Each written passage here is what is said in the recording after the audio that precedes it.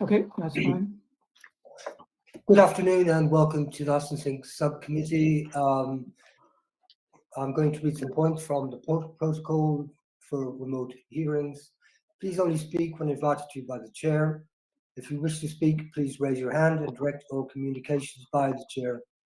Please ensure that your mics are muted when you're not speaking, apart from the chair.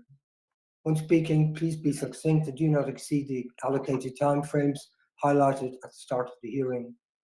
If you are referring to a specific page or picture in the report, please refer to the page number. If you're having technical difficulties, please use the chat function in Google Meet. Please do not use the chat function for putting formal questions to the subcommittee. Any persistent disruptive behaviour will result in the removal from the meeting. If there is more than one item, parties are advised that after each application is heard in turn, as set out in the agenda pack, the subcommittee will not retire after each application. The parties can contact the licensing service to be informed of the decision the following day, or can simply wait until they are notified of the decision. Once all applications have been considered, any remaining parties will be asked to log out of the hearing. Please could I ask the subcommittee to appoint a chair? I'd like to propose Councillor Bell. Thank you very much and welcome again everyone this afternoon. I'm sitting today with my colleague Councillor Emma Pluvier, and our principal advisors are Peter, who you've just heard from, and Amanda North, who's our legal advisor throughout the hearing. I'll introduce the parties for each individual item as we get to it. There are no apologies for absence. Any declarations of interest, Councillor Pluvier? No, and I have none. There are minutes of a previous meeting on the 19th of September, which we were both present at and satisfied their correct record. To agree, yeah. And then point 4 is the hearing procedure. So for those who haven't been before, after the licensing officer provides a brief introduction, it's for the applicant to first make the case with up to 5 minutes for their application. It's then over for any responsible authorities to make any comments they have, for again up to 5 minutes. Then any other persons, again, have 5 minutes to make their case. If there are 4 of you down to speak, which I think there are in the first one, then you'll get roughly 2 minutes or less. So please keep your remarks brief and succinct and don't repeat something someone else has already raised. Also, please remember this is a licensing hearing. A lot of the representations that we have are basically planning matters. And while we can consider some of those, we can't base our decisions on any of them. After everyone's had a chance to make their initial remarks, we'll enter a discussion phase, and that can include considering amendments to the proposals in the report that might satisfy some of the parties. After everyone's had a chance to do that, I'll ask for closing remarks in the same order as before. And unless there are any final clarifications from ourselves, you'll be asked to leave the meeting. And as Peter advised earlier, you can call the licensing service from tomorrow morning on, and you'll get a summary decision. And we'll write and publish a full decision within a few days. I hope that's reasonably clear to everyone. So for the first item today, Jeffrey Grocery Arch 441 Institute Place. I have a Mac Nixon agent speaking for the applicant, and a Mark Rogers, Justin James, and Ismail Akbulut to answer questions. I have John Denton, Joseph Bentley. I can see John Denton. Is Joseph Bentley present? No. Marie Walsh, I can see Marie.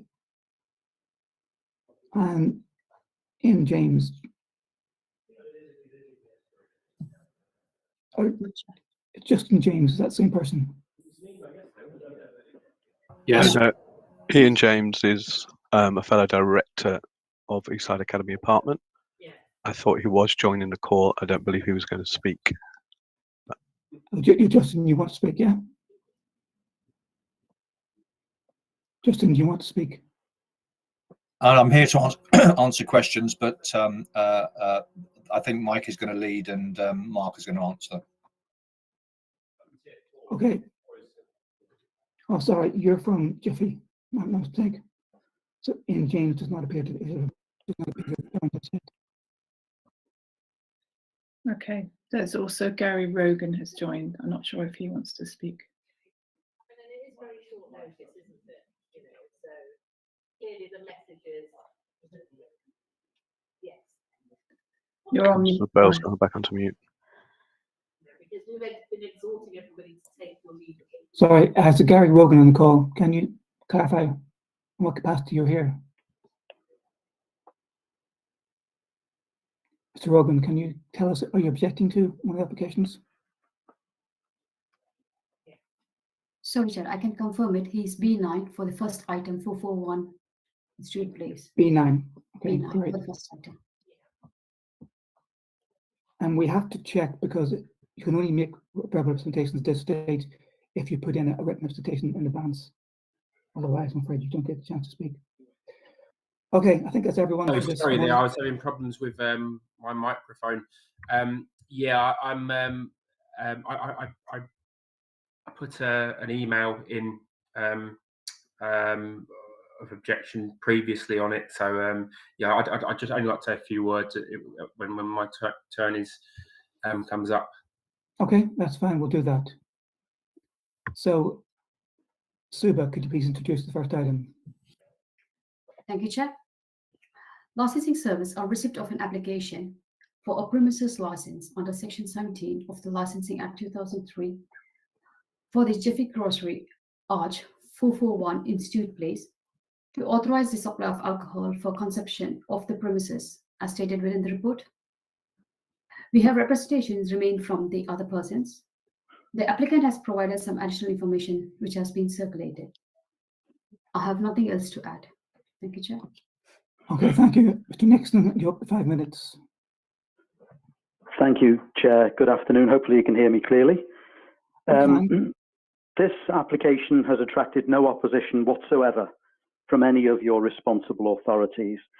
This includes the police, the Environmental Protection Team, the Health and Safety Team, the Planning Authority, the Licensing Authority, and all of us.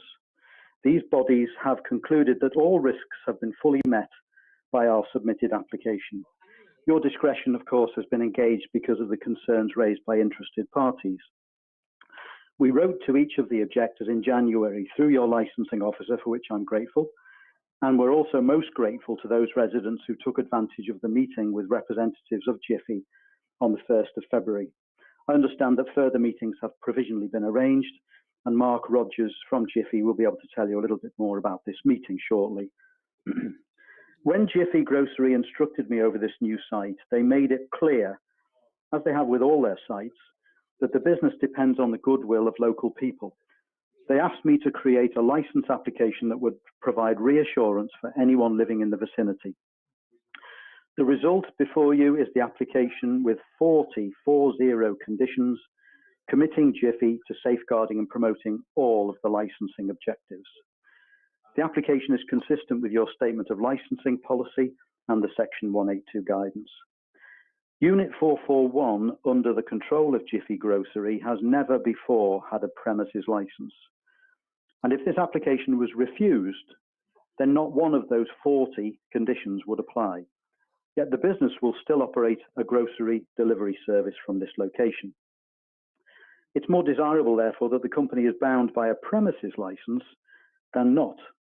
This is widely recognized by the responsible authorities. I'd be happy to talk through any of the conditions if you wish, but because of the shortage of time, I'm just happy to answer any questions that you may have about them. The conditions are listed from page 4 of your report today, and our representatives from Jiffy are also able to answer any questions you wish to discuss. We welcome the right of local people to raise legitimate concerns, of course we do, but we are here today to consider the impact of licensable activity upon the licensing objectives.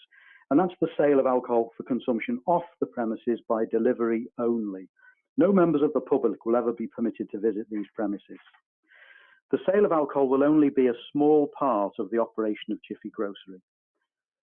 There are limits to what the licensing process can achieve to overcome the concerns that have been raised by these residents. This isn't the forum for determining what can and cannot occur in these commercial units in Institute Place. As you've already mentioned, this would be a matter for the planning authority, and this is not a planning hearing. The licensing subcommittee can only impose conditions that are within the control of a premises license holder and relevant to licensable activity. This is dictated by the Section 182 guidance of the Licensing Act. Let's be clear about this. Paragraph 16.52 of that guidance states that conditions relating to non-licensable activity may not be added to a premises license at the grant stage. Such conditions relating to non-licensable activity can only be added following an application for review. We have carefully worded the conditions to show matters that would be under the direct control of Jiffy Grocery. They are measurable and enforceable. It's the impact of the sale of alcohol that is all that matters at this hearing, and nothing else is relevant. We're not here to consider the very existence of industrial or commercial units at Institute Place Arches. The premises are not within a cumulative impact area, so Jiffy doesn't have to prove a need for the license. And the multiple conditions in our application, plus all the mandatory conditions, meet all the risks to the licensing objectives. Let me now hand over to Mark Rogers from Jiffy Grocery, who can tell you a little bit more about Jiffy and the company, and speak about his productive meeting held with some of the objectives. Thank you.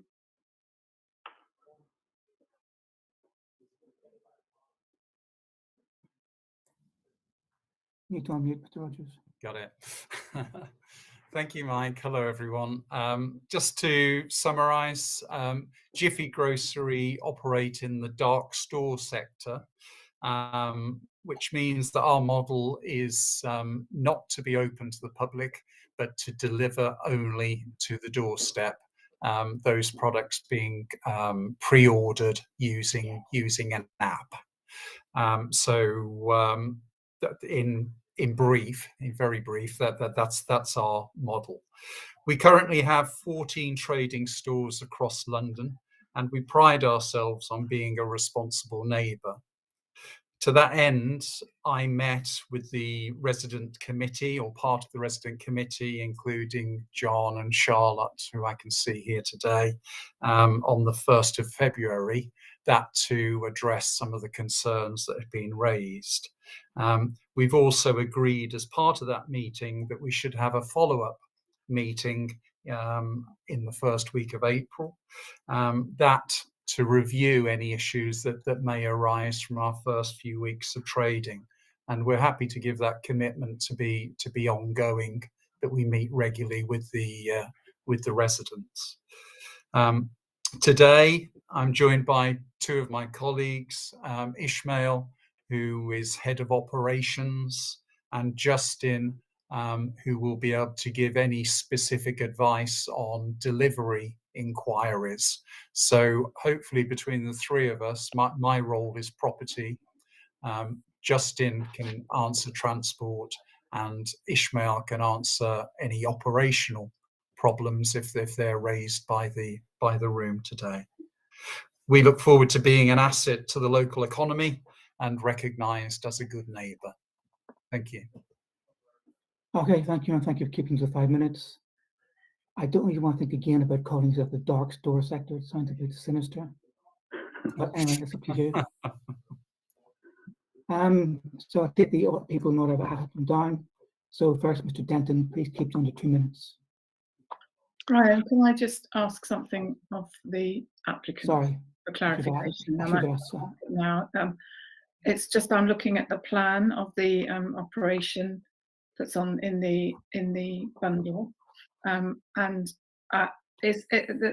the conditions refer to a space where the delivery drivers can wait inside. Is that at the top of the diagram or at the bottom of the diagram? I'm assuming it's at the top.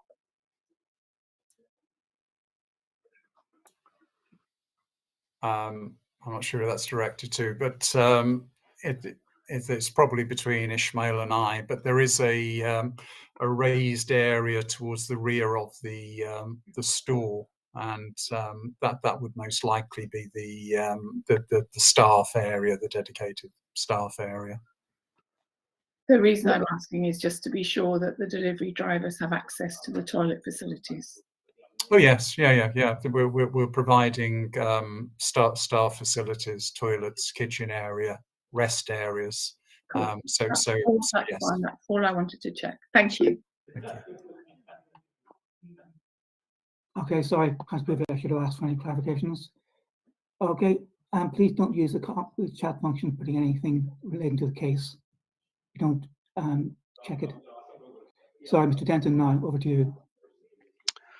Thank you. Firstly, I just like to just ask a question to the subcommittee in that would we as neighbours and residents should have been sent letters informing us about this planning application? Is that not what you do to help keep No, local residents what's aware? happening is you're confusing planning and licensing. Okay. Planning send letters of within a certain radius of an application. Yeah. Licensing doesn't do that. Okay, just wanted to confirm that. As you will have seen from our submission, we as local residents, I am a director of Eastside Academy, voluntary role, managing the building with 57 flats that backs onto Institute Place, and along with my neighbours on Marcon Place, Charlotte Marie. We have had a number of incidents in the past year of the previous business in that space, which has obviously therefore made us feel slightly anxious about the arrival of a new business in there and some of the things that it will be doing in terms of impacting on our neighbourhood. We did actually have a planning application objection that was raised 2019 2456, and the last we got from Hackney Council on the 16th of October is that it would be looked at, and we never had a response. I know pandemic happened, but we never had a response. Within that detailed objection about the previous occupant, we raised concerns that we believe do actually overlay onto this licensing. So if we look at 1, 2, 3, and 4, where you talk about the categories to raise an objection, the prevention of public nuisance. We believe from our experience of that space that because Institute Place uniquely is a very narrow cobblestoned road cul-de-sac, that businesses that would be using the arches, we need to have some reassurance and some conditions put in place about the noise, the environmental impacts, the visual intrusion, and the servicing and vehicular access, because our previous experience is that because it's a narrow road, vehicles cannot turn around. They have to therefore park inside Institute Place, and that causes undue stress to people who need to get access and use that public road. The railway arches themselves, I noticed Archco isn't on here, and we did have a very good meeting with them and Mark Rogers, which I'm grateful for. But proposals for uses must not cause adverse environmental, highway, or amenity impacts to other uses within the surrounding area. And we fear that that there will be obstructions to the public highway, and that there will be issues with the amount of traffic coming in and out. In terms of public safety, Hackney Council itself has noted that the Institute Place comes onto Amherst Road and turns into a bus lane and also into the busiest junction, Pembury Circus. And we were led to understand by other parts of Hackney Council that a traffic management assessment and a traffic plan should be done by any business moving into that space. So again, we've had some reassurances from Mark Rogers at Cloud Retail, Jiffy Groceries, that they will only use the size of a Luton van, and that would be the most. So we're looking for some conditions about, not having sizable trucks having to reverse and then reverse out onto Amherst Road, or damage the cobblestones, or end up parking against the exits on Marcon Place.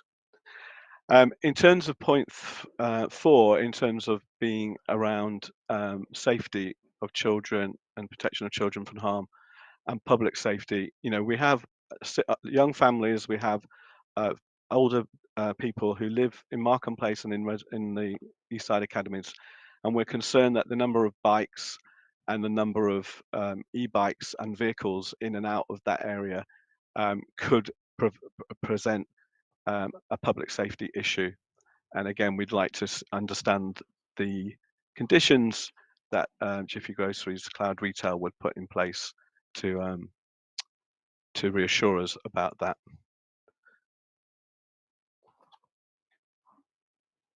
Okay, thank you very much. Charlotte, it's over to you. Charlotte or Marie Walsh. Come to this.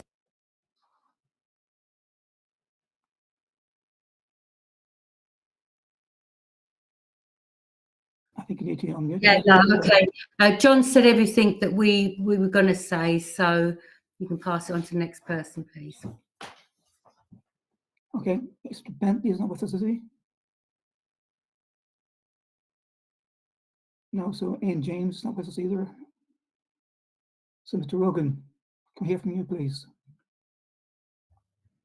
Hi there. I think the only thing I really have to add to what John has said is I'm owner of 38 Marcon Place, and under the previous tenants there who were a brewery, they were using the Institute Place for deliveries and subsequently turning their vehicles around. And my back wall was completely caved in. I've got photographic evidence of it. The door off the hinges, and we had the whole thing where the previous tenants were just saying that they used small vans. We had a huge Arctic lorry come down, and we were actually able to see CCTV footage. I think it might have been from John, whereby you could see the van, the lorry coming down. Obviously, you couldn't see it actually hit, and you see it go out the other side, but you never actually seen it hit. So my back wall was crushed in. I've got photographs of that, and then it was just complete denial, and also stating that they were using smaller vans for their deliveries, which they clearly weren't. So that's my biggest concern. Obviously, that was a cost to me, but in terms of health and safety, my back gate where this happened is right next to the recycling bins and all of the bins that are around that area. So mention of kids in the area and people. There's no segregation of footpath and or the cobblestones there. It's just one big open area. So I think my situation is almost proof of when it does go wrong, because it has gone wrong in the past. And that's all I've really got to add. Okay, thank you very much. Mr. Pluvier, do you have any questions to any of the objectors, or shall we go into discussion phase? I just wondered how I'm assuming that, for example, the waste lorries the dustbin people come in and reverse into Institute Place. Is that? Yes, they reverse into the place and then drive out. Yeah. If they have to go further to get waste from Jiffy Groceries, then that's obviously a lot further as well. Mr. Rogers, how do you propose to get sort of the waste generated by your business in and out of the space? Yeah, I think this is one of the points we addressed at the site meeting. So first and foremost, the waste will be kept within the forecourt, which we benefit from at this site. So the bins won't be blocking the route, and I guess secondly, then yes, we will replicate the refuse collection that currently takes place. Clearly we need to safely dispose of any waste, so we will be dependent on refuse collection in the same way that the residents are. Clearly, there are a number of conditions which you have volunteered, which are attempting to deal with some of these issues. There does not appear to be one about the size of delivery lorries. I'm sorry, what was the question? There does not appear to be one about the size of delivery lorries. What type of vehicles do you expect to deliver to your premises? So the usual delivery vehicle will be a Luton style vehicle. There may be occasional other vehicles, but our usual delivery will be by typically a Luton style van. Sorry, what does that mean? I'm afraid I'm not familiar with it. That's good. Justin, can you give the technical on what that looks like, or Ishmael? Yeah, I'll try and help Mark. A Luton van typically is a 3.5 ton van. It is a rigid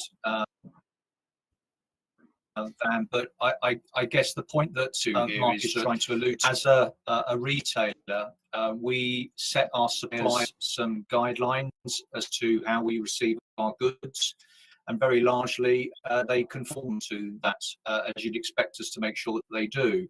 However, there is always the chance, because a vehicle is on a route to a number of locations, of which our store is one of them, where we can't give 100% guarantee that the vehicle is always going to be a 3.5 ton Bedford van type vehicle. And that's why very largely we've made, over the course of the last 8 months, in the stores that we've opened, a lot of decisions around consolidation of the product that we get into a separate site, so that we have less vehicles going into the individual stores. We consolidate it somewhere else, just to take account of some of these things, and we're constantly looking at ways to improve the way in which stock comes into the store.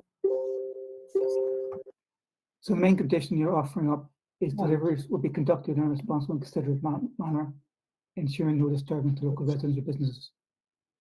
That's the main condition you're offering up to address that. And it is a bit broad. Councillor Bouvier. Thanks, Chair. I mean, the reason I asked about the waste lorries is because they are large, and on that day, it can be, on the day they come, you can get 2 or 3 of them. I live in a narrow road, and I've lived in it for 27 years, and they've never hit anything on the way down. So the Hackney waste people managed to reverse in, and the reason they reverse in is because it's illegal to reverse out. And I'm just, I just wonder if we can, I don't know whether this is too long for reversing. Reversing is also slow and makes a noise, which is safer. I just wondered what was planned here, because obviously turning round is a problem. Yeah, there's no turning circle on Institute Place. Right. It's limited in front of the arch, and certainly not for the size of the waste truck. They have reversed in because it actually, Institute Place exits onto a bus, or the end of a bus lane. And yes, our experience in the past is they've been, good drivers and careful, but it does take up the whole of the space, which is not great for people with prams and people trying to get out. Wheelchairs. And it's beyond the 12 metre that Hackney's own guidelines suggest that they shouldn't reverse as well. What is beyond? Sorry, I'm not. It's Hackney guidelines for new developments says that all waste trucks should not have to reverse more than 12 metres. I can't recall the exact number, but I can find that for you in one of Hackney's guides.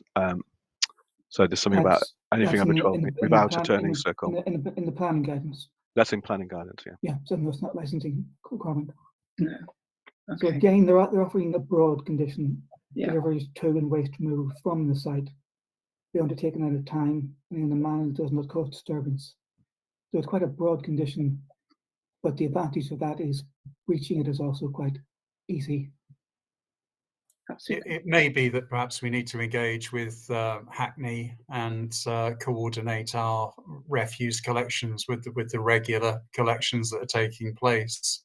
From what I've witnessed, the refuse vehicles certainly reverse as far, Charlotte, I think, as far as your premises.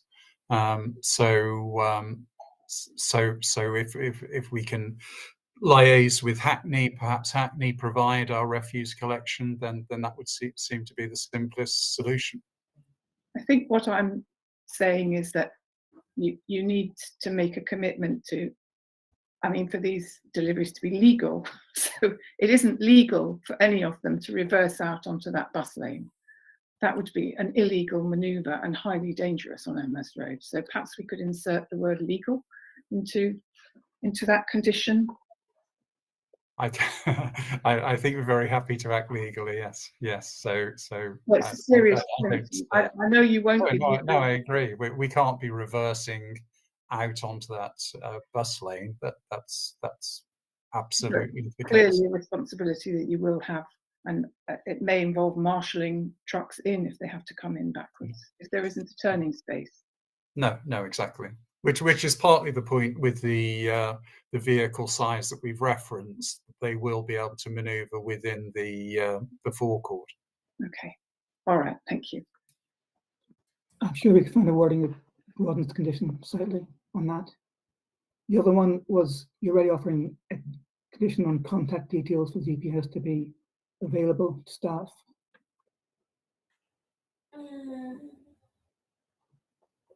Could we extend that to the details will be available to the public on your website or whatever else method? Yes, Chair, if I can step in there and speak on behalf of Mark, really, we're all at each site. We commit to having open communication with anybody that's got any concerns, even the slightest concerns, and so that condition there is a declaration of our intent to that aim. Yeah, it's that just anybody badly, will. it's just badly worded at the moment. It says to be available to staff and to the authorities. I'd just like to amend it to the public as well. Yeah, and available. It's just opening the avenues now that we've got an established route to be able to communicate with the residents. Then we will certainly do that. And then I'd also like to add in that you would offer regular community meetings to engage with their concerns. Again, Mark, I'm sure you can commit to that. Yeah, absolutely. I think that would be an important part of the process going forward. So yes, I'm happy to. I think we discussed on the day that perhaps we could have a sort of village meeting once every 3 months. Okay, I probably won't put in a requirement for a certain length of time because we do find in many cases they start off being regular and then if concerns don't materialize, then they're not necessarily needed, but I'll put in that you offer regular community meetings. Sure.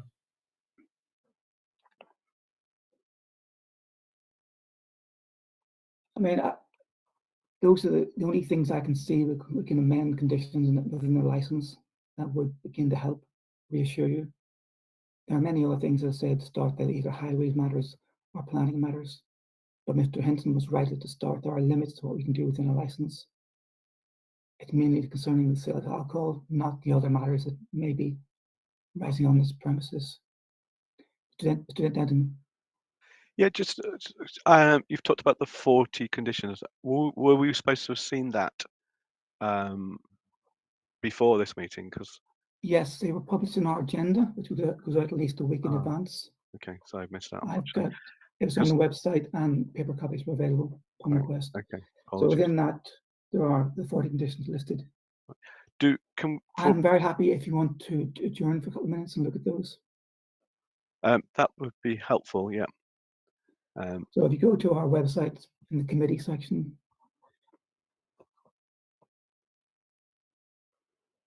you should find a range of committees, including licensing subcommittees. I picked the one on 17th of February. And then there's conditions on page 38, 39, 40. So I'll adjourn for 3 minutes, say, and hope you can find them. Yeah. Until 2:40. Thank you. Okay. Thank you, that's appreciated.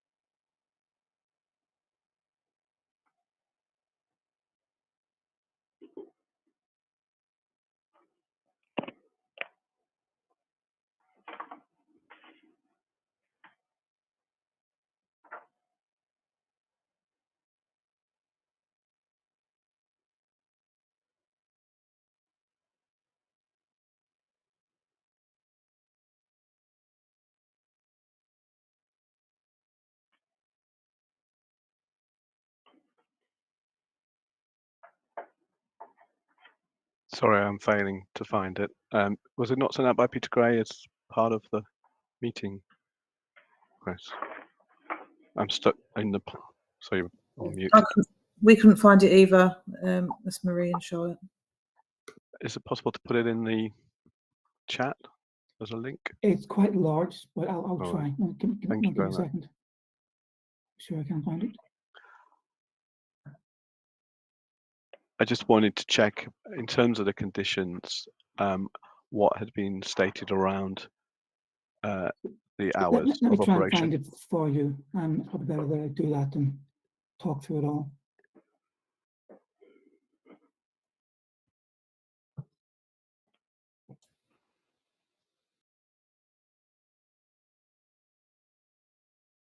Mike, you might be able to help on that point. I think you have the trading hours for alcohol to hand, don't you? Yeah, the hours are consistent with Hackney's statement of licensing policy for any off sales of alcohol. So it's 8 to 11 Monday to Saturday and 10 to 10:30 on a Sunday. Sorry, Mr. Denton, I just emailed you the link. Do you mind checking your emails? So you should be able to Yep. give access to the papers. Thank you very much. I've got it now. Thank you.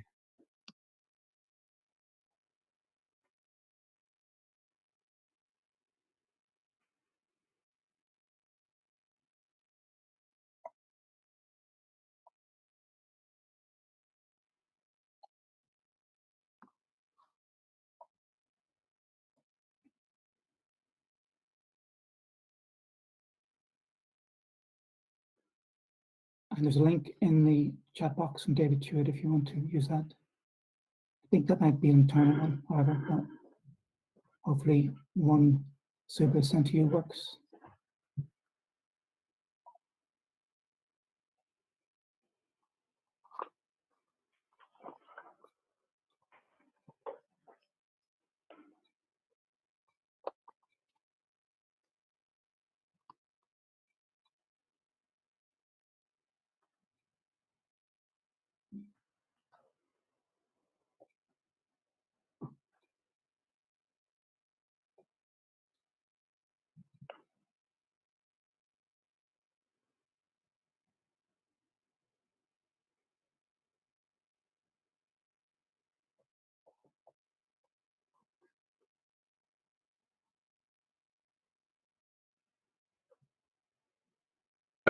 Can I? We just scanned Reddit quite quickly because I recognise some of it. And as I say, we did have a good meeting with Mark. And as residents, we are supporters of business in Hackney. It's just our previous experience has made us wary of not having conditions put in place. As So you can the only see, there's quite a few, including 26 and 28, which are directly aimed to address your concerns. Yeah. So I guess the main one was just about public nuisance, and you've said that the riders will be inside, but just anything, and we did mention with Archco about the lights being pointed downwards so that there won't be any light pollution and noise pollution. Are they covered in the conditions? If Mike Light pollution wouldn't be a licensing matter, I'm afraid. Noise Okay. pollution can be. But yeah, in terms of public nuisance, yeah. Is there anything referenced in there? Obviously, there are a number of conditions which apply to their staff and the way in which they operate, including the property covered by a CCTV system. 20, staffing levels in unit, property security, and there's quite a few relating to staff training.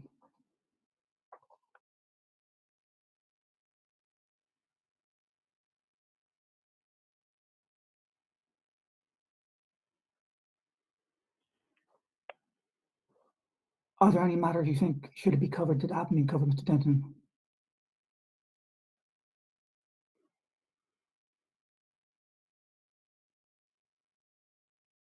No, and thank you. Obviously, we don't do this very often, so I'd missed that. So thank you for sharing that and giving us the time to look at that. Is frequency of delivery and part of, would that fall under public nuisance as a way of having condition around? Deliveries to the premises. Yeah.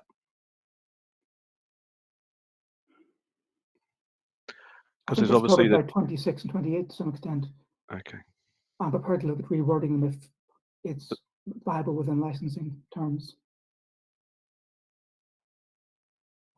I think at the moment they're quite broad, which has the advantage for you that they can breach them quite easily. If they were much more narrow, then they can take a narrow interpretation. Okay. And it's difficult to make a case against them. Okay. So I guess from my point of view now, it's just really a question of, obviously, as you say, this is about licensing of the retail of alcohol, which they've, confirmed will be off premises and delivered.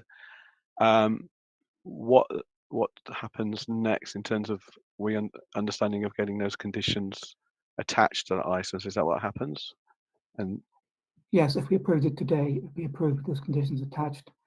And we've talked through a couple of amendments. Right. I don't know, Marie, have you got any other comments? No, John, you've covered everything. Thank you for that. Okay. Well, thank you. Thank you again for letting me see that. Apologies that I'd missed that. I think for a small business, they're quite extensive in my experience. They've offered up a lot of conditions in advance. Yeah. And as I say, we met with Mark. We'd like to step up on the right foot. Yeah. Okay, Councillor Pluvier, any further points from you? Amanda, do you think there's anything we should have asked about we haven't? No, I think you've covered everything. The only thing was this the condition you said that was needed or needs to be reworded. Could you just clarify what that is again? I was going to suggest condition 7. Condition 7. Yeah, first of all, needs to be amended to say made available to staff, the authorities, and the public. And then to add on a section, they would offer regular community meetings.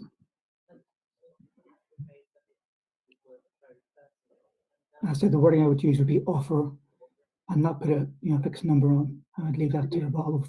Hopefully, it may not be necessary after a short period.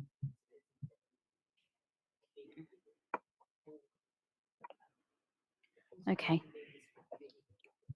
Is that clear enough, Amanda? Yeah, that's fine. Then I might be able to make closing remarks. Mr. Nixon, do you want to go first? Yes, thank you, Chair. I'm very sorry to hear that the residents have had problems with the previous occupants of Arch 441, but clearly Jiffy are nothing to do with the previous occupants, and I'm hoping that we get off onto the right foot with them these days. Arch 441 will operate as a grocery delivery hub with or without a premises license, but it's obviously more sensible to operate with the multiple conditions of such a license than not. There have been no objections from any of your responsible authorities. They're all perfectly happy to support the application. We, of course, respect the right of interested parties to raise concerns, but they have to be relevant under licensing law, as you've picked up. So your decision today is not a binary one of grant or refuse. You can grant the application, but amend or add conditions as is your want. But your response must be proportionate and necessary to promote the licensing objectives. The legal test here is that it must be evidence-based and it must be relevant to licensable activity. That's the sale by delivery of alcohol, which is only a very small part of the operation of Jiffy Grocery. Jiffy can't be judged until they've begun operating under this premises license, and I would very respectfully ask that you grant the application today. Can I just leave Mark with the final word, if I may? Yeah, Mr. Rogers. Caught me on the hop there, Mike. Thank you for that. Yeah, I think from my side, from Jiffy's side, as I mentioned earlier, we want to commit to this business. We want to be there as a good neighbour, and we're not going to open the doors and then suddenly be anonymous. John, Charlotte, we've met, and I'm happy to continue that dialogue. So the contact references will be issued to all of the local residents. I take the point about it being public as well. That's a good call, but I suggest we revisit at the start of April, and if there are any concerns, then we're there to address them. Thank you. Mr. Tendon, any closing remarks? So I understand the planning conditions that have gone some way to meeting our concerns.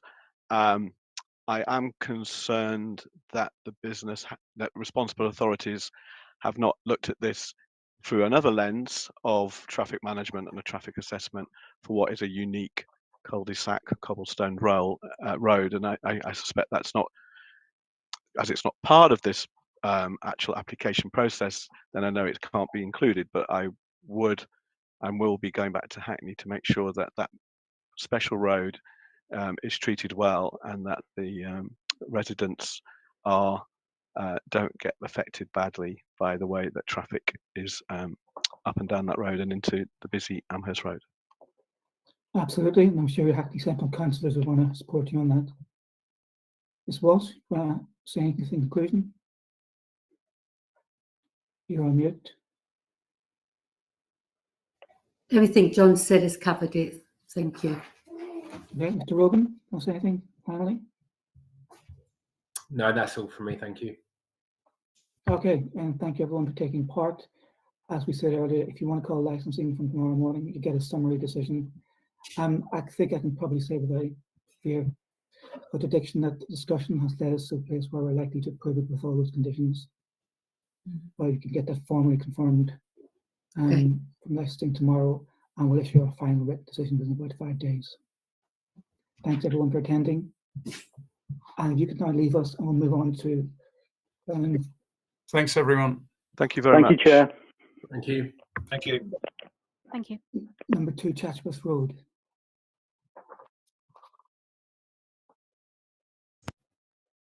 So the parties I have done to speak: Mr. Gock, I can see online. Councillor Troughton, I can see online. Mr. Chewett, I can see.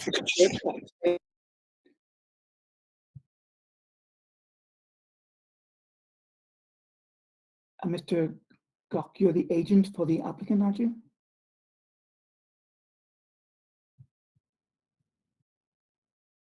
Mr. Gock, can you turn your microphone on?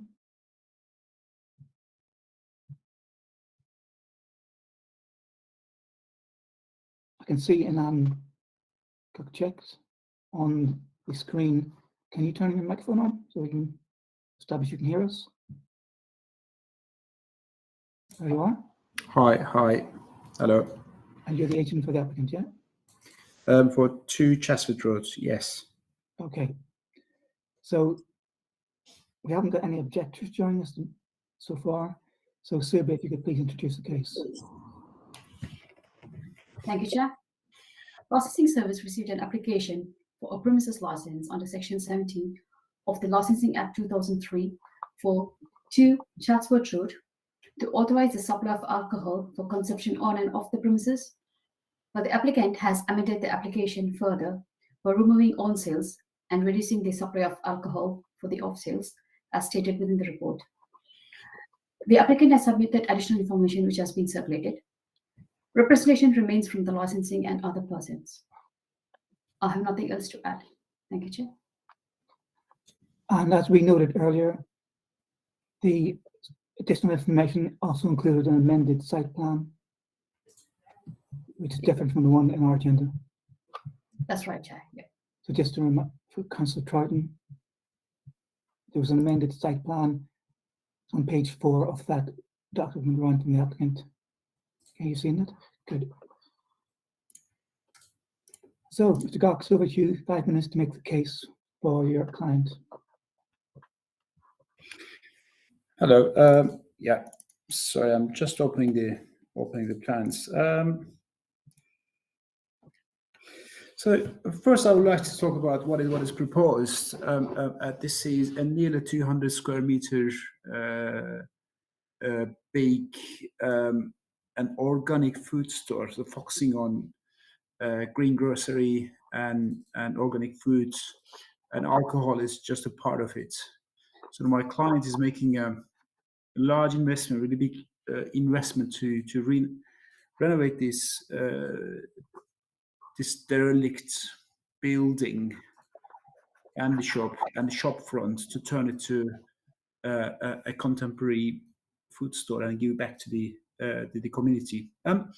As I said, the alcohol is going to be a very small part of it. If I am able to share my screen, I will show you the plans, and you will see the alcohol parts. Can you see the plan? We can do, yeah. Yes. So this is, you can see how big. Funny enough, you can't tell from outside because it's just such a narrow shop front, but it actually is quite big, and it's slightly less than 200 square meter. What you see in orange is where the alcohol is going to be displayed and sold. So as you can see, it's just a very tiny part of the entire whole business. So that was the first point that I wanted to make. My client, Mr. Niyazi Erdogan, is very experienced businessman who has been running shops since 1997, and then he was and the good thing is also he has been doing this in Hackney. So he ran a place in Lee Bridge Road and Wells Street in Lower Clapton since 1997. Yeah. So during it, I understand that this was a change with local residents. So they will, this is going to be something permanent there, and then there'll be impact on local residents. And we carefully take the measures and obviously consult with local authorities. I've been in touch with police and all the relevant authorities, whom all agreed that the proposed application has met the requirements. In fact, we wanted to serve alcohol until 2 a.m. on Fridays and Saturdays. After speaking to police, we reduced the hours to 11 p.m. And these are also the hours that the other local businesses have. So we are not, expecting anything more than, we're not getting anything more than what they have. There are other number of measures that I can quickly tell about, having CCTV and Challenge 25 scheme. Obviously, whoever seems to be younger than 25 will be asked for ID. You have a minute left. Yeah. So having a complaint notebook and recording incidents and complaints. And handing over CCTV recordings to the police. They're going to be recorded for 30 days. And no beers, lager, ciders exceeding to 6.5 alcohol volume, 6.5% alcohol volume won't be sold as individually. So yeah, I mean we met all the conditions, and what we are expecting is not more than what the others already have there. Agreed with relevant authorities, they're all satisfied. So, and I'm really hopeful that my clients will establish a good relationship with the locals in the future. Can you just repeat for absolute clarity the hours he's now applying for each day of the week? Sorry, say it again. The hours? Yeah, hours for sale of alcohol. The hours from 8 a.m. to 11 p.m. Monday to Sunday. No, that's not correct. So 8 a.m. until 11 p.m. 11 p.m. on each day. Yes. Yes. That's not correct on Sunday. Sorry, say it again, please. That's not correct on a Sunday. On a Sunday, our core hours are 22:30. I couldn't catch the Sunday time. I'm really sorry. On Sunday, our core hours are 22:30. 30. Okay. Yeah. I mean, we can confirm it in email if that's all right. So is this, sorry, Chair, can I just ask, is this a further reduction then? Because just to be clear, the letter says Friday and Saturday to midnight, but you're reducing that now till every day till 11, apart from Sunday, which is 22:30. Oh yes, yes. So yes, 22. Sorry, I'm just putting in on a chat. So yeah, No, don't put it in the chat, please. Don't write in the chat. It's not for this purposes of this hearing. It's only for the IT. Oh, okay. So yes, 20 until on Sundays until 22 to 30, basically 10:30 p.m. Yeah. Okay, but have you And taken on Friday and instruction from Saturday. your client regarding the change on Friday and Saturday from midnight to 11? Yes, yes, we agree on that. Yes, Okay. yes, Thank yes. you. Okay, do you have any other questions at this stage, Ms. Bivey? No. I don't think I have either, so I'll move on to Mr. Truitt to make the first possible authority representation. Thank you very much, Chair. My representation was purely on the basis of the hours. So the application was slightly beyond the hours that's set out in LP4, so not LP3 core hours, LP4 hours for off sales, and that is 8 a.m. till 2300 every day. So that was the only basis of my representation remaining in. So on that basis, I can actually withdraw the representation, but I do realise now that Sunday, the applicant's agent has suggested going 30 minutes beyond that. So I'm not sure if there's a bit of confusion that might just need to be resolved there as well. Well, my understanding is suggesting ceasing alcohol sales 22:30 on Sunday. So that Yeah, that's brings right. within both LP3 and LP4. Yeah, 22:30 is what's in LP3, but Yeah. 2300. Isn't he now meeting both on Sunday? Sorry, I missed that, Councillor. Isn't he now meeting both LP3 and LP4 on a Sunday? I could just check. I'm fairly sure it's 11 p.m. daily on. Yeah, off, what I'm saying is he's actually offering shorter than that on Sunday. Yeah, that's right. We've been offered shorter than that. That's right. Okay, thank you very much. Ms. Privy, any questions? If not, Councillor Troughton, can you make your representation, please? Thank you, Chair. Like the last speaker, our only remaining objection was to a midnight opening for the sale of alcohol until midnight. So if the applicant has withdrawn that part of the application and agrees to cease the sale of alcohol on Fridays and Saturdays at 2300, then again I withdraw that objection. Thank you very much. Can I just fact check one thing with you? The hours of opening those days, are they to be the same as the sale of alcohol hours? I believe that's, I've not seen any objections to, the actual opening hours per se. It is around the sale of alcohol and consistency with other, licensees in the vicinity. And the concern was that, with that additional hour, that could attract, firstly, more custom late at night. And secondly, that it would open the kind of gate for other licensees in the road to, rightfully expect a similar hours of licensing. So those were the two worries that we had. Okay, thank you very much.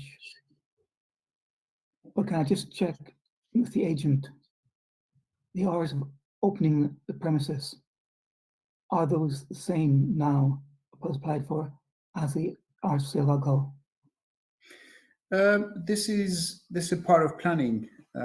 So we haven't been giving the opening hours of the unit. In fact, it was a different businesses in the past. So we haven't been able to obtain these opening hours yet.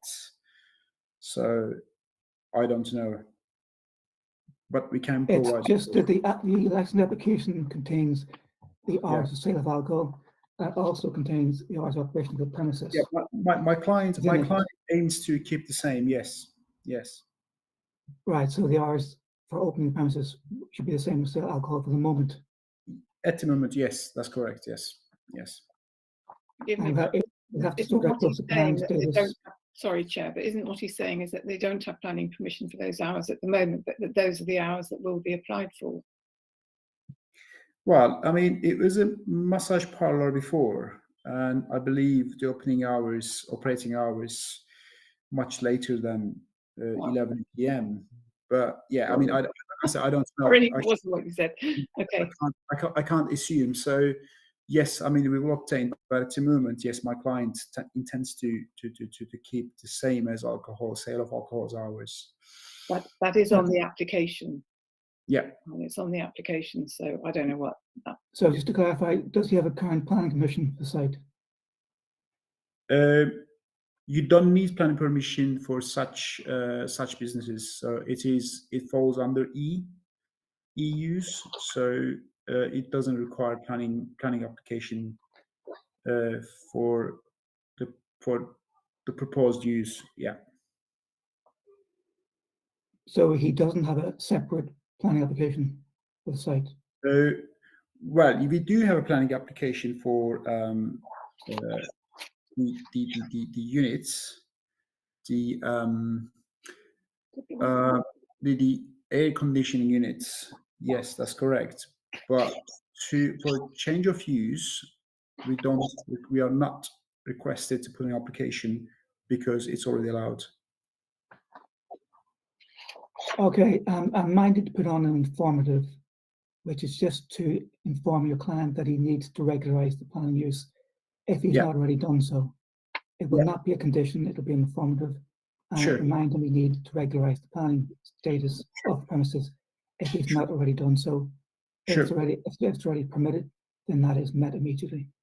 Yeah, thank you.